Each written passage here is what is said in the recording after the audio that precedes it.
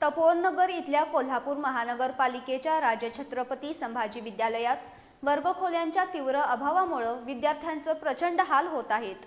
एका वर्गातील अर्धे विद्यार्थी वर्गात तर उर्वरित अर्धे विद्यार्थी चक्क व्हरांड्यात बसून शिक्षण घेत आहेत। तसंच शिक्षकांना दारात उभं राहून दोन्ही बाजूंना शिकवावं लागतंय।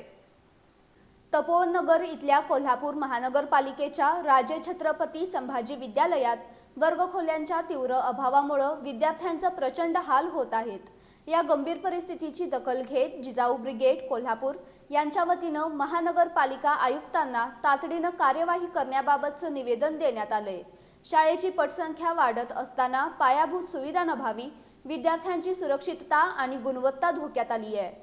यावर तातडीचा उपाय म्हणून शाळेच्या शेजारी असणारे मनपाचे सभागृह नवीन वर्गखोल्यांचे बांधकाम होईपर्यंत तात्पुरत्या स्वरूपात शिक्षणासाठी उपलब्ध करून द्यावं अशी मागणी करण्यात आली आहे। शाळेच्या इमारतीचा विस्तार करून 2 अतिरिक्त वर्गखोल्या मंजूर कराव्यात, अन्यथा विद्यार्थी आणि पालकांच्या हितासाठी लोकशाही मार्गाने तीव्र आंदोलन छेडण्यात येईल असा इशारा जिजाऊ ब्रिगेडच्या जिल्हाध्यक्ष रंजना शिवाजी पाटील यांनी दिलाय।